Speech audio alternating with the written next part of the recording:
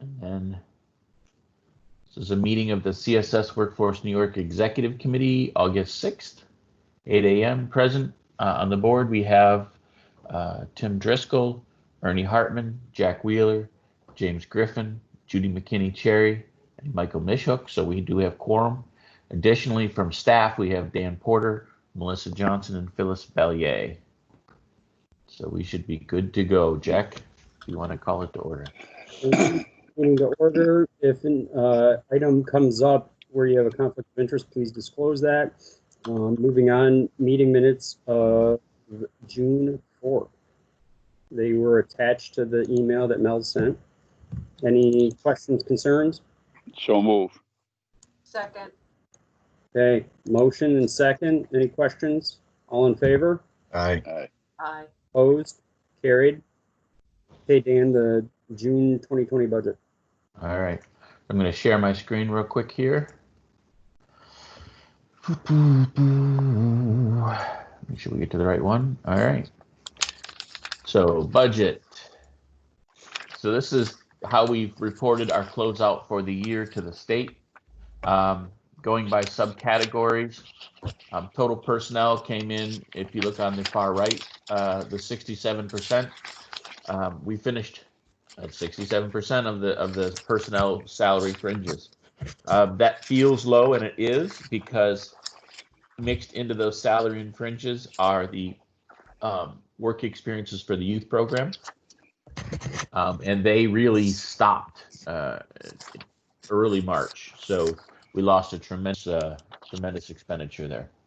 Otherwise, our budgeting was pretty accurate, 68, 66%. So we were in pretty good shape there. Operating expenditures, for the total operating expenditures subcategory, you see the 150,573 representing 95% of our planned budgeted expenditures. So that is right about where I budget. As a matter of fact, I usually budget between 90 and 95%, at least in terms of my initial expenditures.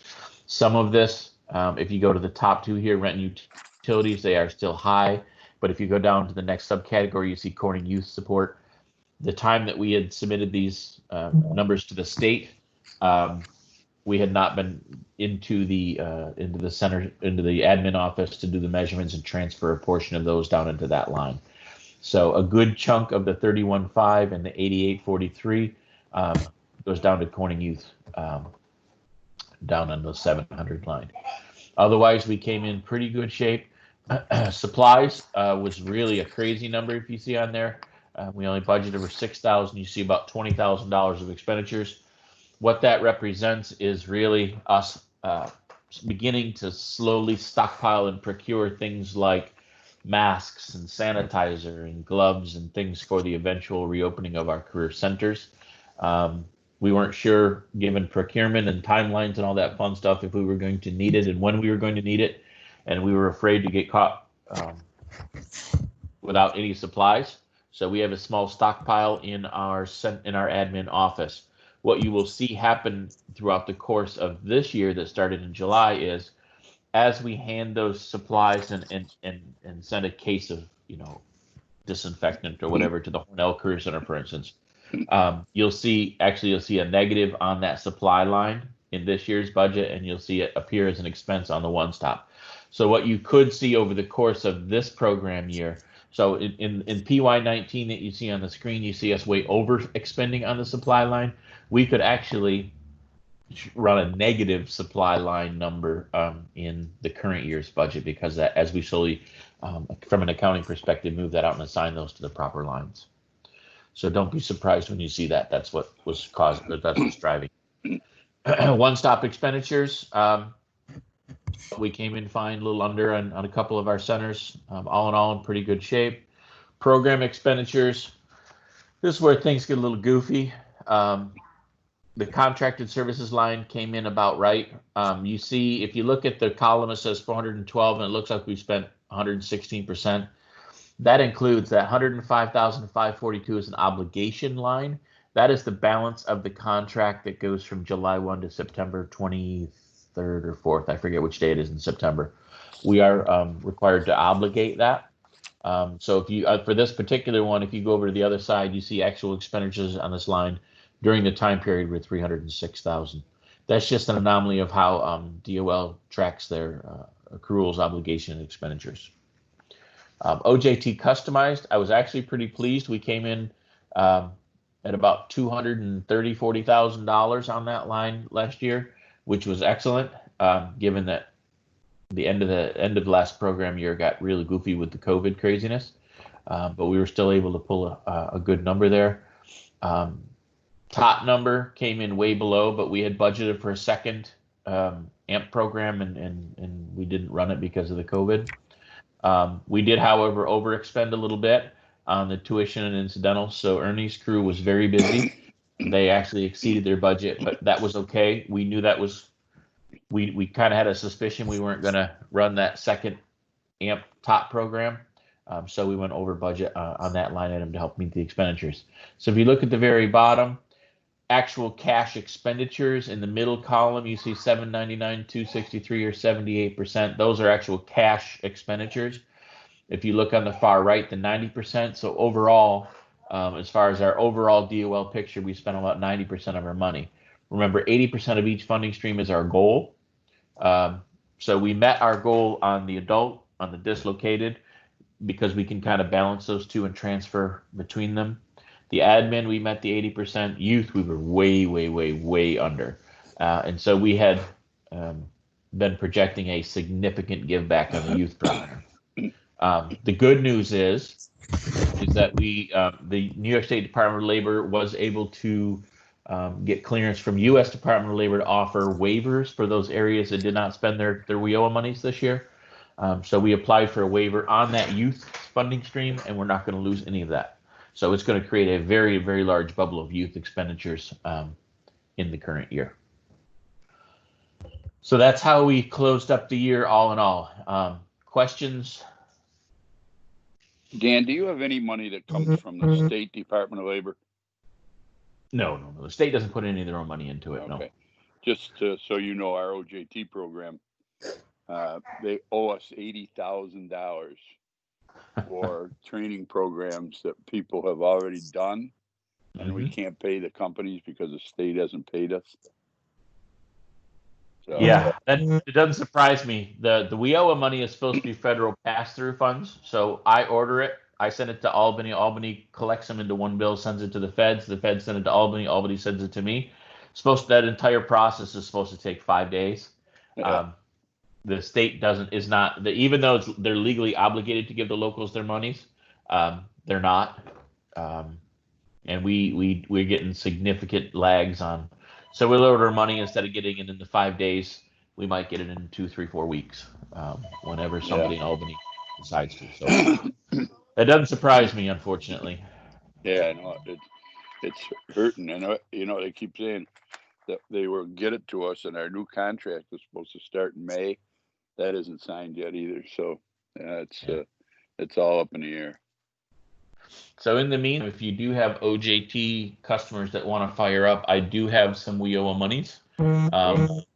So we can, if you want to kind of refer some over, or bring Kelly in or something, we can figure out how to write them. We'll do that as we need them. Yeah, no, sure. Yeah. Okay. Okay, Dan, you need a motion for acceptance? Yeah, motion to accept the expense. Yeah, this is Judy. I move that we accept the financials. Ernie seconds. Second. Any questions? All in favor? Aye. Okay. Opposed? Carried. All right.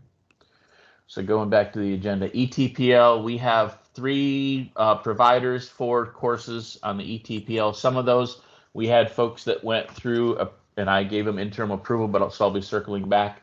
One of them is brand spanking new. So Corning Community College's peer recovery, we already have this in there. They're basically changing some dates and times. This is a very high demand course, because Corning is a SUNY institute, much like the other one that's on here from somewhere in Orange County. We really can't say no to SUNY courses, because they are SUNY approved and state approved. But This is actually a program we're looking forward to hopefully seeing some referrals into, because this is a great career. The other ETPL, this is the other SUNY institution, Orange County Community College, has requested the medical coding and billing. It's an online course, be submitted.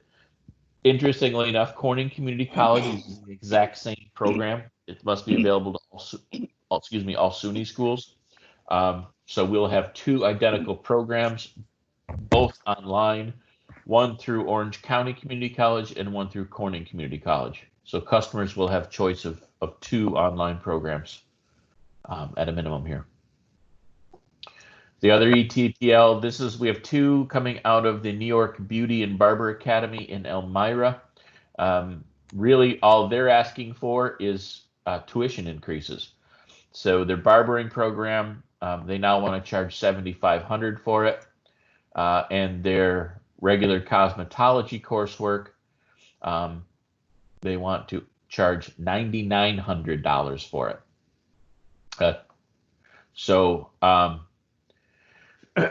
we are not obligated to approve, although their old courses and the old pay structures were approved. Both of these will exceed what we're willing to pay. So any of our customers that decide to use this training provider in Elmira will have to have if we approve it anyways, we only provide up to what we provide.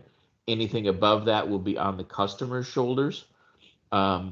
And they'll have to kind of make up that difference. And the counselor's job will be to make sure that that funding, that they actually have those funds locked down so they can actually finish the course before we approve it. I will tell you, historically speaking, when a program exceeds the cost of what the ITA program can pay, the majority, probably the high majority of those folks that choose those courses don't complete because of cost, or they just simply decide not to take those courses because they don't have their own funds. Otherwise, they would be coming to WIOA for help. So I would suspect that if we decide to go ahead and approve this at this rate, it will slow the number of people that we actually send to this training provider. And do you know what the increase was for each of those? Oh, Phyllis, do you know both of them were under 7,000 before, because that was our cap. So before they were under the $7,000 cap. Now one is at least 500, and this one's, good gracious, got to be close to 3,000. Wow. Okay. I mean, it doesn't hurt as much as we might disagree, and it might hurt people choosing these specific trainings. Making them available to them is at no harm to us, right? Right. The only harm to us is we just, as counselors have to make sure that they have worked with the customers and the training provider to make sure that those funding gaps are going to be covered, and that if a person gets partway into it and then doesn't have, they thought they had the 500 or 2,000 or whatever dollars, and then they don't have it and they drop out, that we're not going to be on the hook with WIOA monies. That really is the only level of risk is that. But again, to be honest with you, the vast majority of folks who come to looking for WIOA money don't have the tuition money on their own, and that's why they're coming to see us. So while if we put it on there, it certainly fulfills our obligations for customer choice. But usually when customers look at those costs and realize, in particular the one that's $9,900 there, this cosmetology one, when they realize that they're going to have to come up with $3,000 out of their own pocket, that they pull themselves out of that as a general rule. Okay. So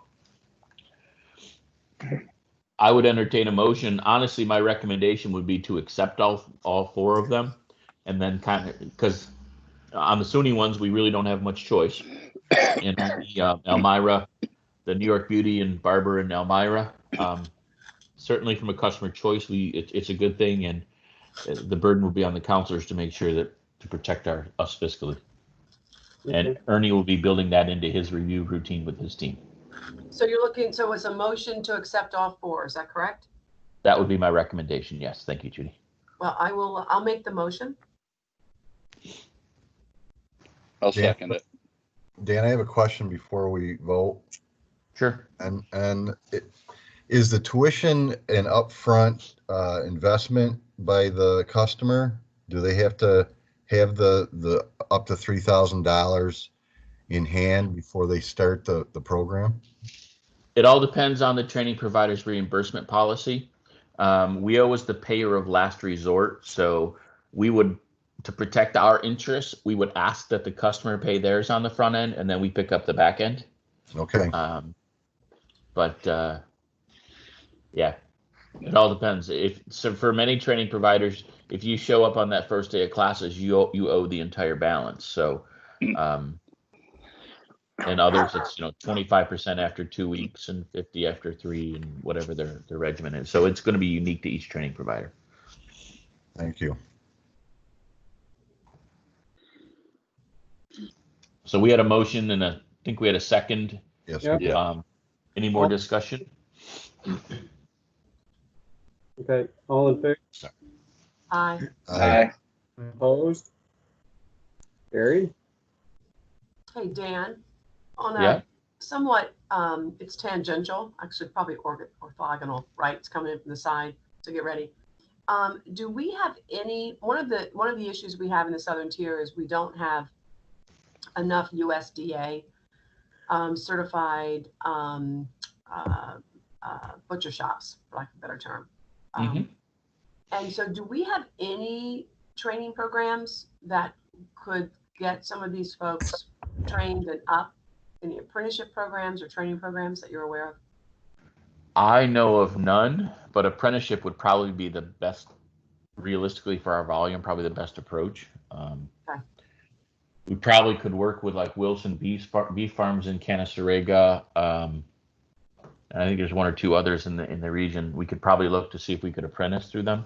Yeah, See if they'd be interested in picking that up. There's a real, very serious problem right now, and we just had another one close. Yeah. So, and that seems to be the constraint, is that there's not workers that are trained from the different companies I've talked to that might be interested. So, okay, that's good to know. Yeah.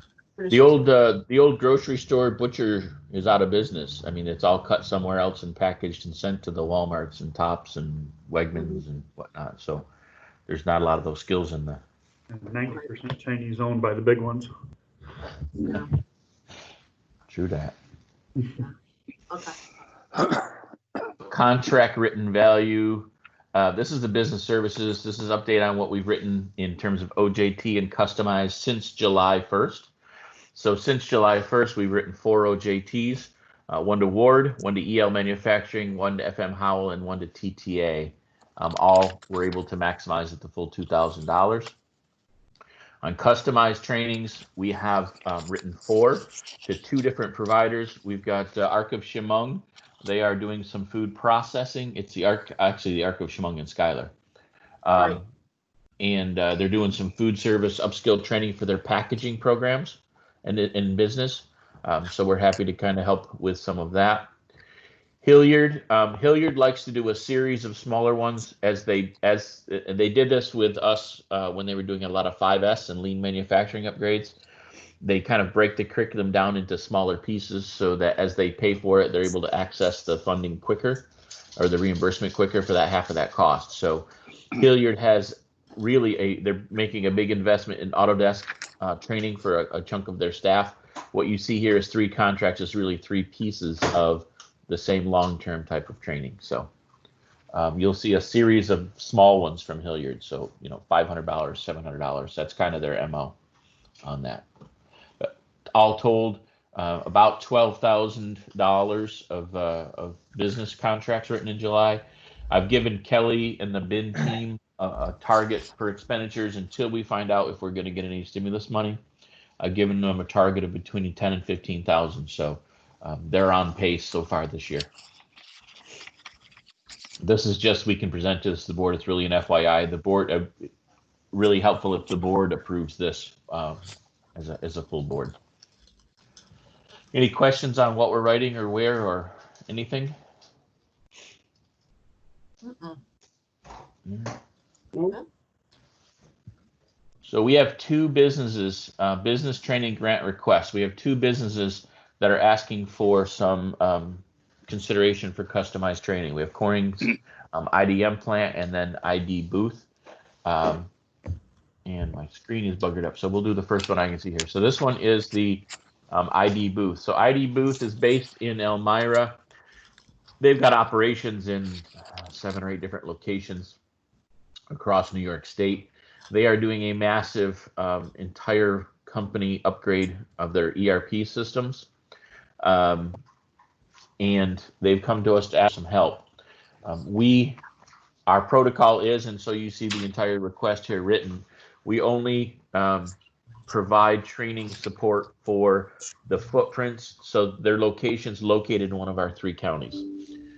So what you see is they're looking to create new, you see the training impact history. They have their location. So we'd be looking at helping the employees here in Elmira, the ones in Painted Post, these ones in Elmira, Bath. We would not be supporting Ithaca or Homer or Dansville or Wellsville or Allegheny or Batavia. So net would be about 59 trainees that we would be supporting. So the total cost of the training is about $70,000 for those 59. So we'd be looking to make a commitment of a neighborhood of about $35,000. So this is a big request. It exceeds, as you kind of know, our practice is if it goes over 20 grand, we kind of take the temperature and see if we want to make a commitment of this size to a single company.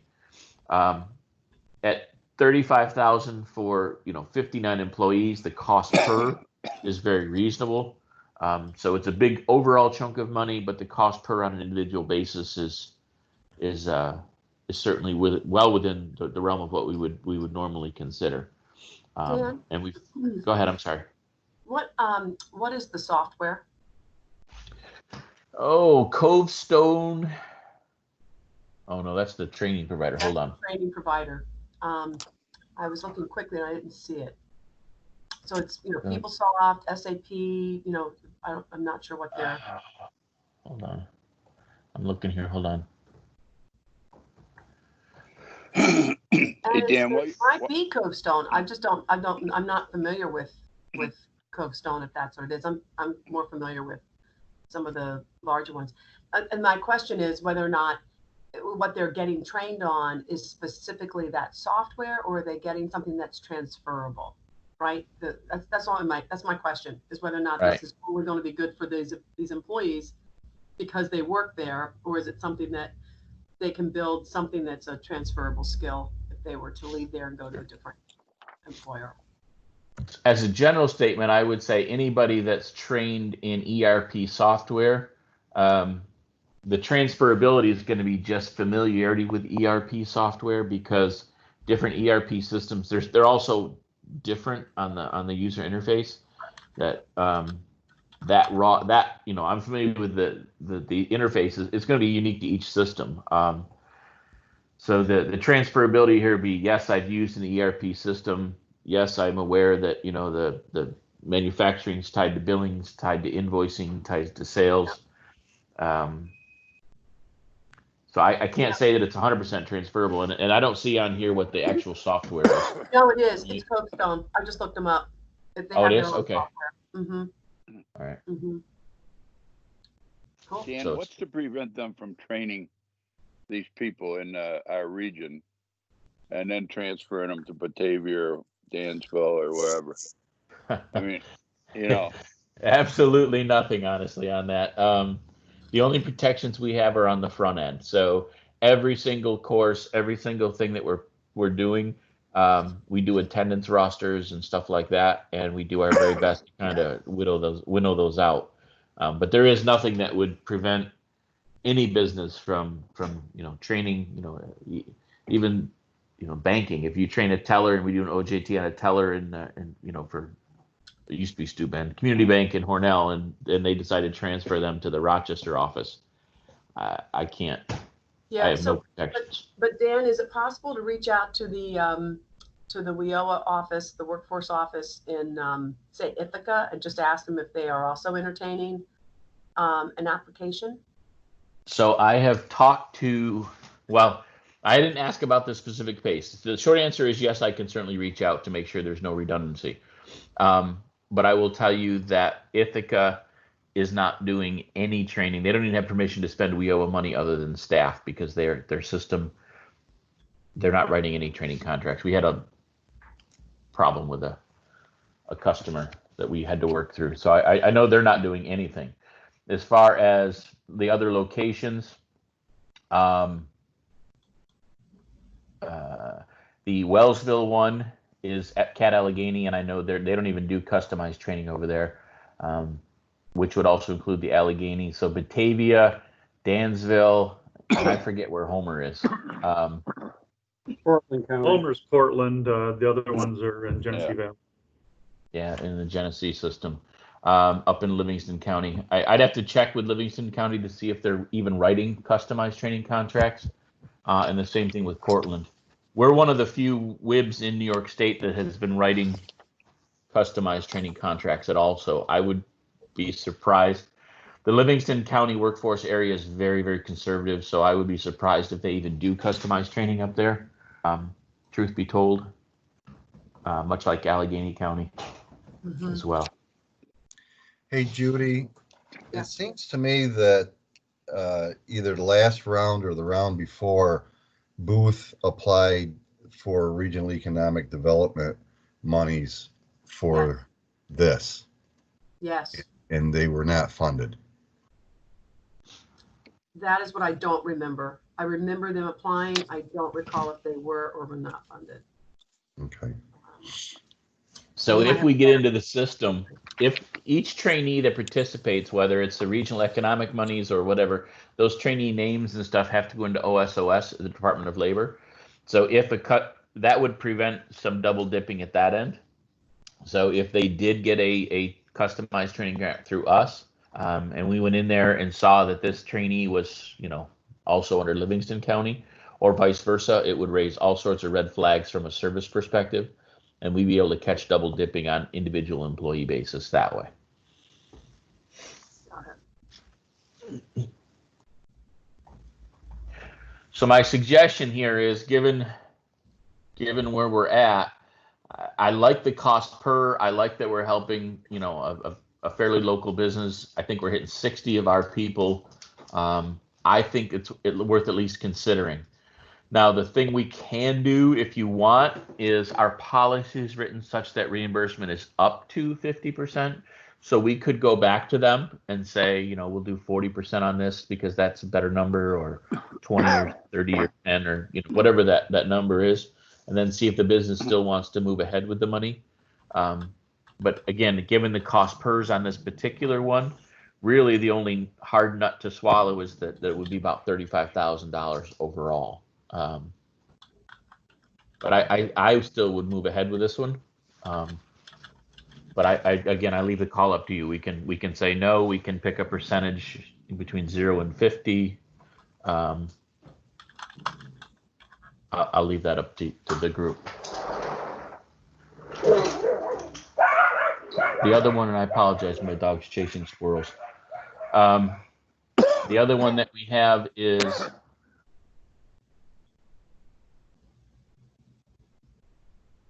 I can't. Let me see if I can. So the tab. Oh, there it is. Good. All right. So this is the other one that we've got to talk about. This one is kind of opposite end of the spectrum. This is Corning's IDM plant. They want to do. Do you remember? Probably about a year ago now, maybe a year and a half ago.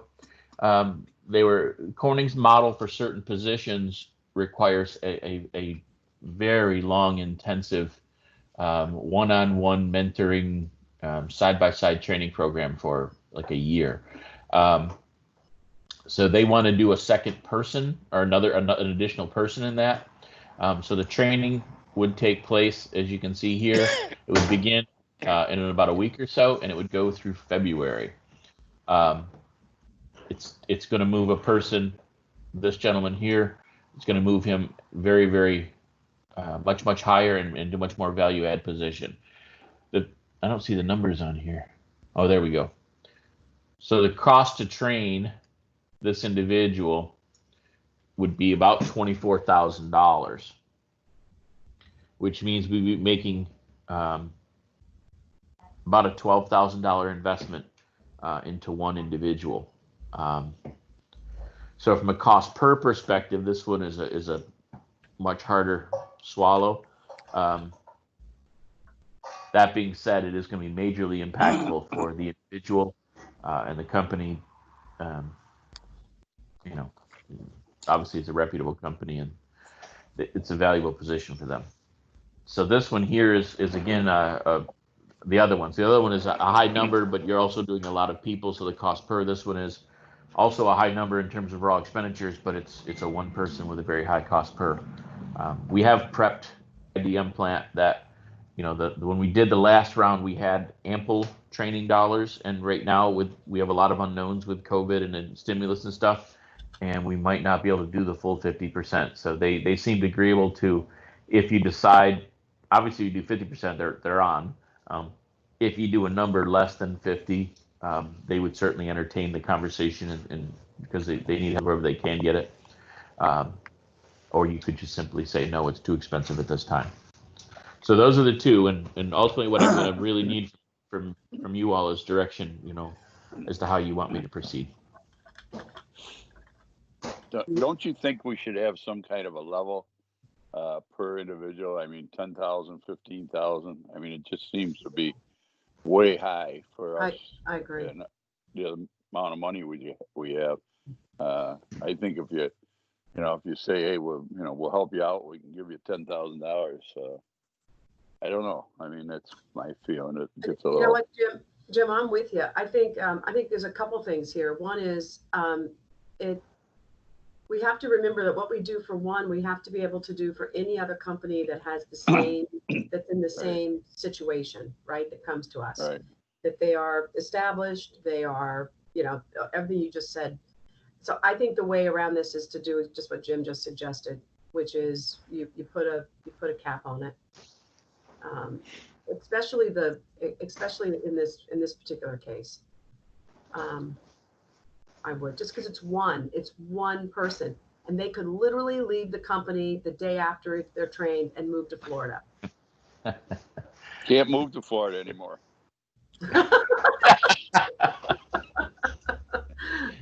Yeah, or get transferred to another plant outside of our area. Yeah. Yeah. And what is the most we've ever done that you can recall for single training for an individual? Within the customized training realm, or yes. So my thought would be within customized training would also be the IDM upgrade. And I don't remember the exact dollar amount before, but it was probably in the neighborhood of this same type of commitment for when we did it last one. I'd have to look up the history in that one. But if I do agree, and cost pers are something that I kind of always keep an eye on, and this one just always makes me gulp. Or this one made me gulp, I should say. If we're looking at a cap, so to speak, my thought would be that we maybe look at, if this person came to us as an ITA, the most amount of money that Ernie's team would put into a single individual is $8,000 plus supportive services, ballpark maximum expenditure maybe around $10,000 with mileage, books, and everything. So on the ITA side of the house, you know, we don't do a lot of them, but we occasionally do kind of, you know, up to 10 grand effectively. So if we're looking at a number that had some sort of a, you know, consistent basis or some sort of a justification, my thought would be to kind of look at either the flat $8,000 ITA cap for level 3 funding, and then we just figure out what that percentage is for $8 grand, you know, per person or per company or whatever moving forward. Or if you want to add in some books and things like that, we could go a little higher than the 8. But I really like if you match, you know, and thank you for bringing that up, Judy. I appreciate that, because that would be my instincts tell me that if we can align and say, okay, if we'll put $8,000 of tuition into a level 3 ITA, then we could do up to $8,000 for a customized, and then it creates a kind of a level playing field that way across training. I agree with you. I'm personally fine with that. I think we need to have that discussion with the whole board, because that I don't know if that turns into a written policy or if that's just an accepted practice, but I think everyone needs to be on board with that. I think it's reasonable, and you can, like you said, you can tie it to the ITA. So I mean, it makes sense to me. But I think we should have that discussion with the larger board. Do you have enough time for this one, or do you need us to take action and then later develop what we recommend in practice? So this one starts on August 17, so we're probably not going to have time to get to the full board. But current brokered training or current customized training policy does give us the flexibility of going up to the 50%. So if you said, match the percentage to $8,000, I think we're good for this one-off case. And then maybe we go to our customized training policy, and then we kind of just do an amendment and enshrine that and link those two caps that way. I personally, no, that sounds good. I personally would be okay with some incidentals too. So like I think Jim said, if you did 10 grand or something like that, I mean, it seems like that tracks with the ITA because you have incidental in there too. So in the ITA realm, and Ernie, you probably will remember this better than me, but I believe for level 3, they get $8,000 cap on tuition, and they get $2,000 for books and incidentals maximum. And then they get childcare and transportation access as well. Those are capped like $400 or something dollars. So those are pretty minimal. So probably 10 grand between tuition and books. So, on the level 3. Based on that, why don't we recommend up to $10,000 on this project? Yeah, I'd be good with that. Okay. You need a motion? Motion for this? Yeah, I'd like to have a motion just in case Sakna ever questions where the 10,000 came from. I'd like to do that. And then I don't know if you want to do 2 motions for the other one, which is the ID booth. I think it should probably be separate since they're so distinct. Yeah. Okay. All right. I'll make a motion on the Corning one, so my phone will be ringing about this afternoon. Yeah. I'll second it. Okay. Motion and second on the Corning. Any questions? All in favor? Aye. Aye. Opposed? Carried. Okay, back to the booth. Does anyone, I mean, there's certainly risk with it, but I mean, if we have the funds and Dan's recommending it, I'm perfectly fine with it, so. I'll make that motion. Second. Third. And second, any questions? All in favor? Aye. Aye. Opposed? Carried. Thank you all very much. I appreciate that. I know that was a tough thing. And before the next board meeting, I'll pull out my the customized training policy, and we'll bring in and tie that $10,000 cap.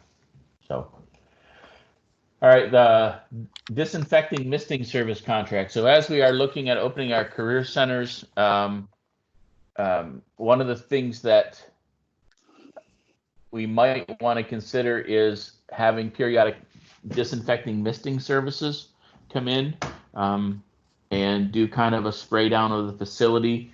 And I'm not 100% sold on this, but I'm 99% sold on the concept. My thought would be, and we found 3 providers in the area that do this misting service. So the thought would be that every other week they would come into our 4 career centers when they are actually fully officially opened, and they would provide the disinfecting service. We would also have built into this a price for an unscheduled. So if God forbid we have 2 days after the misting happens, we contact tracers, say that we had an identified person in one of our centers, we could have an unscheduled where they would come in and do a general misting as well. So we found 3 providers in the area. We found 5, but only 3 submitted a bid. Green Star Services, so the biweekly cost would be about $758 with their quote. Spartan Sanitizing would be $902.33. And certainly the least or the most affordable one, depending on how you want to phrase that, is the SKJ Facilities. They could do it for $420 biweekly with additional. You can see the additional costs on the unscheduled. Green Star is an additional $60. So 104 is 164, and so on each site. And it's by square footage, so you can see the different pricing. The question is this something you want to take up? I am pretty confident that I would like to see it in the centers. I think it will build confidence. And then B, do you have a preference, or should we go with low bidder on this? So what are the cleaning practices and how often aside from this? Okay, so cleaning practices, we have a whole protocol, and I can share it with you if you want, or even the whole board. But we have basically at a minimum at the end of every workday, the last 30 minutes of every workday is a all staff cleaning exercise. So we've got wipes, we've got disinfectant spray. We hit all their personal areas, the copy machines, the doorknobs, it's an all wide. Last 30 minutes, we wipe everything down. During the course of the day, if you use, like, the copier is an example of a shared piece of equipment. So if I go to the copy machine and I make copies, when I'm done using the copier, there's disinfecting wipes there, and my job is my responsibility is to wipe down that piece of shared equipment after I use it. When the customers are on site, every place that customer goes is wiped down. So right now it's by appointment. Appointments are scheduled an hour apart. The actual appointment doesn't last more than 30 minutes. That gives, depending on how soon they get started and stuff, gives anywhere from 15 to 30 minutes to do a wipe down, kind of retracing where that customer has been within the career centers. So after every customer, their spaces are wiped down. At the end of every day, the entire center is wiped down. And then as you use pieces of shared equipment during the course of a day, you wipe that equipment down, plus masks, plus face shields. Okay, so personal opinion, and if you feel strongly about it, I'm not opposed, but we have pretty big buildings, and this is not something we're doing. We've discussed thoroughly about it.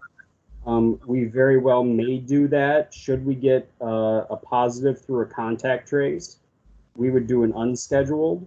But the latest, and again, I'm not an expert. I know far more than I've ever cared to, but the transmission from touch surfaces is not the primary form of transmission. It's close contact and aerosolization. So my opinion would be to do the unscheduled only, or at a maximum, maybe once a month, once every other month. But if you have a pretty robust cleaning protocol, we're doing the exact same things. And I think those are all good. I'm certainly more of I'd rather take a more conservative approach on all of this and over clean and over protect than anything, but I'm not just particularly sold on the need for it if you are following the cleaning protocols. Now, if you said there's no way we can keep up with the cleaning protocols and staff just won't do it, or we can't rely upon staff to ensure that it happens, then that's a different story for me. But I think what you're doing right now is good, and if God forbid you ever get a positive contact, that would be the time to go that route. I agree with you. I really agree with you. I think you can. We've looked at it for our offices too, and felt that it was kind of overkill at the time. If somebody came in and we thought we needed it, then we would do it, but not on a regular basis. Okay. Dan, I'm sorry, go ahead, Ernie. Dan, are we bound by any MWBE mandates and procurement?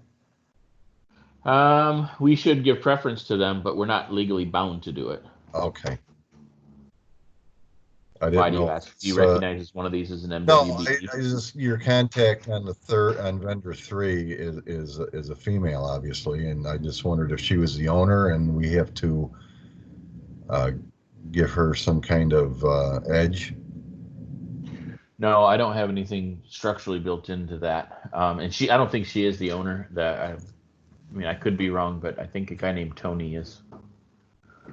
And I don't ask me Tony's last name because I don't remember it right now. But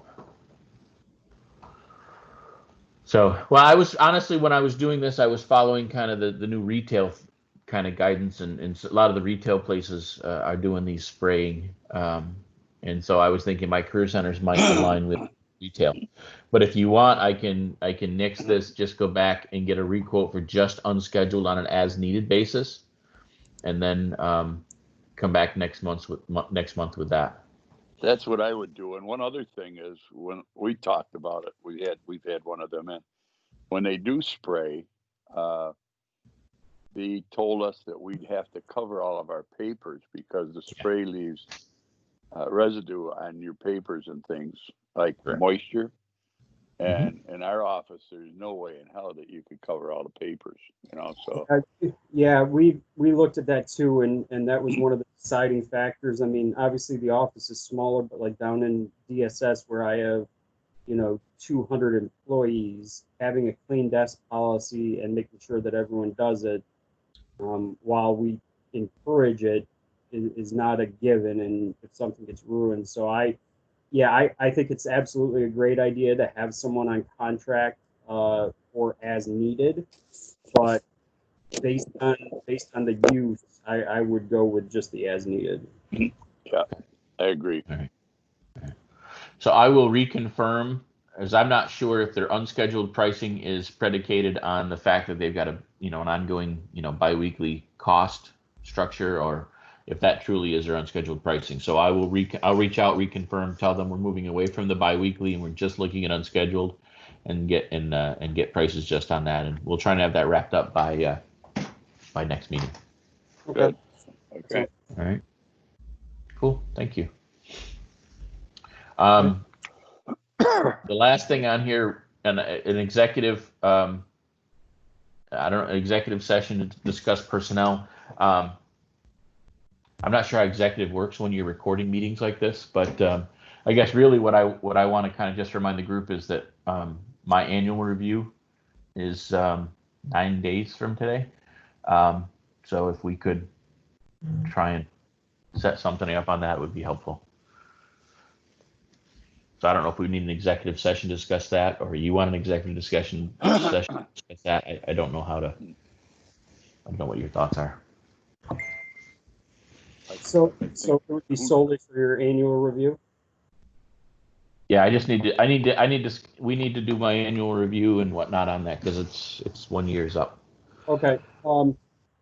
Since I have to jump, let me coordinate with the executive committee like I did last year. I kind of did my evaluation and my thoughts and sent it to everyone for markup, and then you and I met. Okay. That's a good we'll way do to that. do it. Yep. That Yeah, I works think well. that's good. I agree. I agree with Yep. It worked well last year.